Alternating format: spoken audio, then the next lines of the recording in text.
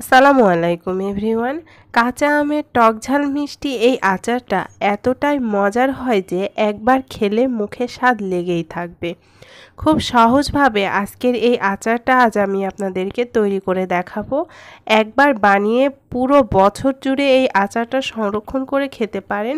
খুবই মজার এই আচারটা কিভাবে খুব সহজে তৈরি করবেন সেই রেসিপিটি আজ আমি শেয়ার করেছি আপনাদের সাথে। আচার তৈরির জন্য এখানে আমি প্রায় 1.5 কেজি পরিমাণ আম নিয়েছি। আমি এখানে বড় সাইজের 3টা আম নিয়েছি। আমটা আপনারা আপনাদের পরিমাণ মতো কম বা বেশি করে নেবেন। এবারে একটা পিলার দিয়ে আমি পাতলা করে খোসাটা ছাড়িয়ে নিচ্ছি। আমি এখানে কিছুটা সবুজ অংশ রেখেছি আর এভাবে করেই আমি আমটা ছাড়িয়ে নিয়েছি। আমটা ছাড়ানো হয়ে গিয়েছে। এবার আমি আমটা বটি দিয়ে কেটে নিচ্ছি। যেহেতু আমের আটিটা শক্ত হয়ে গিয়েছে তাই আমি বটি দিয়ে কেটে নিচ্ছি। আপনারা চাইলে ছুরি দিয়েও কেটে নিতে পারেন। বটি দিয়ে এভাবে করে আমি আমটা কেটে নিচ্ছি আর আমটা আপনাদের পছন্দ মতো ছোটো বা বড় করে আপনারা কেটে নিতে পারেন।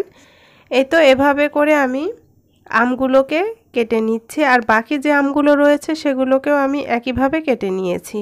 এই তো আমগুলো কেটে আমি একটা বড় বাটির মধ্যে পানি দিয়ে আমগুলো ভিজিয়ে নিয়েছি। এবারে এর মধ্যে দিয়ে দিচ্ছি প্রায় 2 চা চামচ পরিমাণ লবণ, সাথে দিয়ে দিচ্ছি প্রায় 1 টেবিল চামচ পরিমাণ পান খাওয়ার চুন।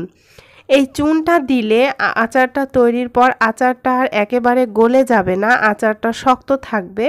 তবে আপনাদের হাতের কাছে যদি এই চুনটা না থাকে তাহলে আপনারা লবণ পানিতেই এই আমটা ভিজিয়ে রাখবেন প্রায় 2 থেকে 3 ঘন্টার। অবশ্যই এই স্টেপটা ফলো করবেন, তাহলে আচারটা একেবারে পারফেক্ট হবে। এভাবে আমি এই পানির মধ্যে আমটাকে ভিজিয়ে রাখছি 2 থেকে 3 ঘন্টার জন্য। 2-3 ঘন্টা পর আমি আমটাকে খুবই ভালো করে ধুয়ে নিয়েছি আর অবশ্যই খুব ভালো করে পানি পাল্টে পাল্টে আমটাকে ধুয়ে নিতে হবে। আমি এখানে কষলে কষলে আমটা ধুয়ে একটা স্ট্রেনারে নিয়ে পানিটা ঝরিয়ে নিয়েছি। এবারে আমি আমটাকে একটা বড় প্লেটের ওপর নিয়ে নিচ্ছি। আমটা আমি এই প্লেটের ওপর নিয়ে এর মধ্যে দিয়ে দিচ্ছি 1 চা চামচ পরিমাণ লবণ, 1 চা চামচ পরিমাণ হলুদের গুঁড়া আর 1 চা চামচ পরিমাণ মরিচের গুঁড়া।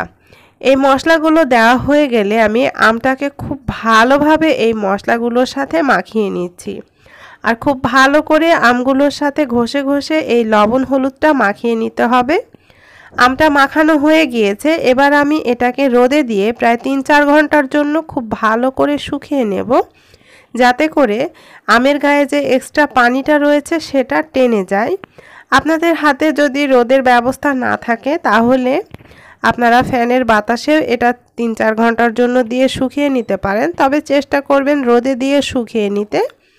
এই তো আমি আচারের জন্য এখানে একটা মশলা তৈরি করে নেব। সেজন্য এখানে নিয়েছি 1 চা চামচ পরিমাণ আস্ত ধনিয়া, 1 চা চামচ পরিমাণ পাঁচফোড়ন, 1 চা চামচ পরিমাণ জিরা, সাথে নিয়েছি 3-4টার মতো শুকনা মরিচ, 2 টুকরা এলাচ আর 2 টুকরা দারুচিনি। এগুলোকে আমি শুকনো খোলায় একটু ভেজে নিয়ে তারপর গুঁড়ো করে নেব। প্রায় 4-5 ঘন্টা পর আমের পানিটা অনেকটাই টেনে এসেছে, আমটাও একটু শুকিয়ে গিয়েছে দেখুন দর্শক। এবারে আমি এই আমটা দিয়ে আচারটা তৈরি করে নেব। আচার তৈরির জন্য চুলায় একটা প্যানে আমি 1.25 কাপ পরিমাণ সরিষার তেল গরম বসিয়ে দিয়েছি। তেলটা গরম হয়ে আসলে ফোড়নের জন্য দিয়ে দিচ্ছি 1 চা চামচ পরিমাণ পাঁচফোড়ন, 2 টুকরা দারুচিনি, 2টা এলাচ, আমি এখানে 2-3টা শুকনা মরিচ হাত দিয়ে ভেঙে নিয়েছি আর একটা তেজপাতা মাঝখান থেকে দুভাগ করে নিয়েছি। এটা একটু ভাজা হয়ে আসলে এর মধ্যে দিয়ে দিচ্ছি প্রায় 2 টেবিল চামচ পরিমাণ সরিষা বাটা, 1.5 চা চামচ পরিমাণ আদা বাটা আর 1.5 চা চামচ পরিমাণ রসুন বাটা। এই আদা রসুন আর সরিষাটা দিয়ে তেলের মধ্যে খুব ভালো করে ভেজে নিতে হবে যেন মশলার পানিটা একেবারে শুকিয়ে যায়। দিয়ে দিচ্ছি 1/2 চা চামচ পরিমাণ হলুদের গুঁড়া, সাথে দিয়ে দিচ্ছি 1 চা চামচ পরিমাণ মরিচের গুঁড়া। এবারে এই মশলাটাকে কিছুক্ষণের জন্য খুব ভালো করে ভেজে নিচ্ছি। 2 টেবিল চামচ পরিমাণ রসুনের কোয়া দিয়ে দিলাম। এবারে আমি যে আমগুলো রেখেছিলাম সেই আমগুলো দিয়ে দিচ্ছি। আমগুলো দিয়ে স্বাদমতো কিছুটা লবণ দিয়ে দিচ্ছি। লবণ দিয়ে আমটাকে খুব ভালো করে কষিয়ে নেব 4-5 মিনিটের জন্য। চুলার আঁচটা মিডিয়ামে রেখে আমি 4-5 মিনিটের জন্য আমটাকে খুব ভালো করে এই মশলার সাথে কষিয়ে নিচ্ছি। আমটা যখন কষানো হয়ে আসবে সে পর্যায়ে আমি এখানে দিয়ে দিচ্ছি মেজারমেন্ট কাপে 1.5 কাপ পরিমাণ চিনি। চিনিটা আপনারা আপনাদের টেস্ট অনুযায়ী বাড়িয়ে বা কমিয়ে দিতে পারেন। চিনিটা দিয়ে এই আমের সাথে খুব ভালোভাবে মিশিয়ে নিচ্ছি। কিছুক্ষণের জন্য নেড়েচেড়ে নিচ্ছি আর এ পর্যায়ে চুলার আঁচটা আমি লো টু মিডিয়ামের মাঝামাঝি রেখেছি। এই তো চিনিটাও গলতে শুরু করেছে। এ পর্যায়ে আমি দিয়ে দিচ্ছি প্রায় 3 টেবিল চামচ পরিমাণ হোয়াইট ভিনেগার। হোয়াইট ভিনেগারটা দিলে আচারটা অনেক দিন পর্যন্ত ভালো থাকে, আর আপনারা যদি এটা বেশি দিনের জন্য সংরক্ষণ করতে চান তাহলে ভিনেগারের পরিমাণটা আরেকটু বাড়িয়ে দিতে পারেন। ভিনেগারটা দিয়ে আমি খুব ভালোভাবে নেড়েচেড়ে মিশিয়ে নিচ্ছি। মেশানো হয়ে গেলে চুলার আঁচটা লো টু মিডিয়ামের মাঝামাঝি রেখে এটাকে আমি 5 মিনিটের জন্য একটু জাল করে নেব। আর আচারটা তৈরির সময় কোনোভাবেই ঢাকনা দেওয়া যাবে না, ঢাকনাটা খোলা রেখে আচারটা তৈরি করে নিতে হবে। এই তো আমি নেড়েচেড়ে মিশিয়ে নিয়ে এটাকে 5 মিনিটের জন্য জাল করে নিচ্ছি। 5 মিনিট পর এটা ফুটে এসেছে, আমটা কিছুটা সেদ্ধ হয়ে গিয়েছে। এ পর্যায়ে আমি এর মধ্যে দিয়ে দিচ্ছি 1 চা চামচ পরিমাণ বিট লবণ। চেষ্টা করবেন আচারে বিট লবণটা দিতে, তাহলে আচারের টেস্টটা দ্বিগুণ হয়ে যায়। বিট লবণটা দেওয়া হয়ে গেলে খুব ভালোভাবে নেড়েচেড়ে মিশিয়ে নিচ্ছি। তারপর চুলার আঁচটা লোতে রেখে এটাকে আমি 15 থেকে 20 মিনিটের জন্য জাল করে নেব। আর মাঝে মাঝে একটু নাড়াচাড়া করে দিতে হবে। প্রায় 15 মিনিট পর আচারটা হয়ে এসেছে। এ পর্যায়ে আমি যে মশলাটা আগে থেকে ভেজে গুঁড়ো করে রেখেছিলাম সেই মশলাটা দিয়ে দিচ্ছি। মশলাটা দিয়ে একটু নেড়েচেড়ে মিশিয়ে নিচ্ছি। তারপর চুলার আঁচটা মিডিয়ামে করে আমি এটাকে আরও 5-6 মিনিটের জন্য জাল করে নেব। 5-6 মিনিট পর আচারটা আমার পুরোপুরি রেডি হয়ে গিয়েছে। এই তো দর্শক দেখুন আচারের লুকটা কতটা সুন্দর এসেছে। এবারে আমি চুলার জালটা বন্ধ করে দিচ্ছি। তারপর আমি এই পাত্রের মধ্যে আচারটাকে পুরোপুরি ঠান্ডা করে তারপর পরিবেশন করে নেব।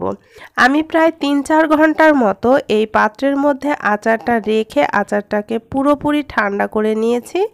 এই তো দর্শক দেখুন আচারটা কত সুন্দর হয়েছে। এবারে আমি আচারটাকে পরিবেশন করে নিয়েছি।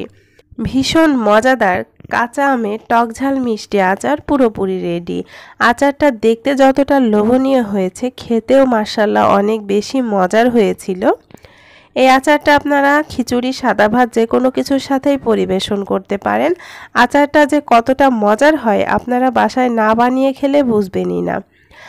এই আচারটা আপনারা যে কোনো পরিষ্কার বয়ামে ভরে রুম টেম্পারেচারে রেখে 5 থেকে 6 মাসের মতো সংরক্ষণ করে খেতে পারেন, আর নর্মাল ফ্রিজে রেখে 1 বছরের মতো সংরক্ষণ করে খেতে পারবেন।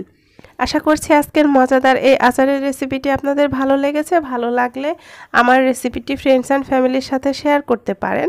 আর কাঁচা আম ফুরিয়ে যাওয়ার আগে বেশি করে এই আচারটা বানিয়ে রাখতে পারেন।